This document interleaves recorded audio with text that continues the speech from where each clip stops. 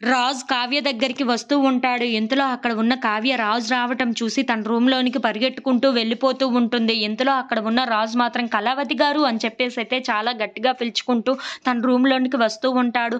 ఇంతలో అక్కడ ఉన్న కావ్య మాత్రం అయ్యయ్యో! చూసేసారా? వచ్చేసారా? అని చెప్పేసైతే చాలా టెన్షన్ పడిపోతూ ఉంటుంది. ఇంతలో అక్కడ ఉన్న రాజు మాత్రం ఏంటండి నేను పిలుస్తున్నా సరే పరిగెట్టుకుంటూ వచ్చేస్తున్నారు.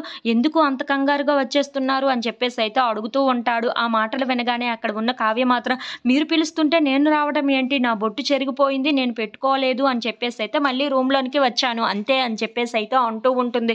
ఇంతలో అక్కడ ఉన్న రాజు మాత్రం అదేంటండి బొట్టు ఉంది కదా! అని చెప్పేసైతే అంటూ ఉంటాడు. ఆ మాటలు వినగానే అక్కడ ఉన్న కావ్య మాత్రం ఇప్పుడు ఎర్ర బొట్టు ఉంది కదా! నేను వేరే బొట్టు ఏ కలర్ అయినా పెట్టుకొని వద్దామని ఇలా వచ్చాను. అంతే మీరు వస్తే నేను భయపడిపోవడం ఏంటి? అని చెప్పేసైతే అంటూ ఉంటుంది. ఇంతలో అక్కడ ఉన్న రాజు మాత్రం అలా కాదండి నేను ఇలా అనుకున్నాను అంతే అని చెప్పేసైతే అంటూ ఉంటాడు. ఇంతలో అక్కడ ఉన్న కావ్య ఎందుకు వచ్చారో అసలు విషయం ఏంటో చెప్పండి అని చెప్పేసైతే అంటూ ఉంటుంది. ఇంతలో అక్కడ ఉన్న రాజు ఒక లెటర్‌ని తీసి కావ్యకి ఇస్తూ ఉంటాడు. అది చూడగానే అక్కడ ఉన్న కావ్య మాత్రం ఏంటిది అని చెప్పేసైతే అడుగుతూ ఉంటుంది.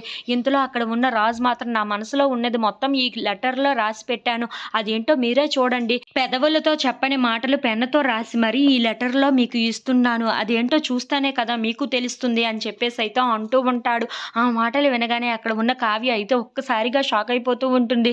మరి ఏంటో ఈ లెటర్‌లో రాసి పెట్టింది. అది ఏంటో నాకు చూడాలని ఉంది. ఏది ఒకసారి ఇలా ఇవ్వండి అని చెప్పేసైతే అడుగుతూ ఉంటుంది. ఆ మాటలు వినగానే అక్కడ ఉన్న రాజు అయితే చాలా సంతోషిస్తూ, చాలా సిగ్గుపడుతూ కావ్యకి ఆ లెటర్‌నైతే ఇస్తూ ఉంటాడు. అది చూడగానే అక్కడ ఉన్న కావ్య మాత్రం ఏంటి ఇదంతా సిగ్గే అని చెప్పేసైతే అంటూ ఉంటుంది. ఆ మాటలు వినగానే అక్కడ ఉన్న రాజు మాత్రం తీసుకోండి ముందు ఇందులో ఏముందో చదవండి అని చెప్పేసైతే అంటూ ఉంటాడు. ఇంతలో అక్కడ ఉన్న కావ్య ఆ లెటర్‌ని తీసుకొని చదువుతూ చాలా సంతోషిస్తూ ఉంటుంది. ఇంతలో అక్కడ ఉన్న రాజు మాత్రం నా మనసులో ఉన్నది మొత్తం ఇప్పుడు కళావతి గారికి తెలిసిపోతుంది అని చెప్పేసైతే చాలా సంతోషిస్తూ ఉంటాడు.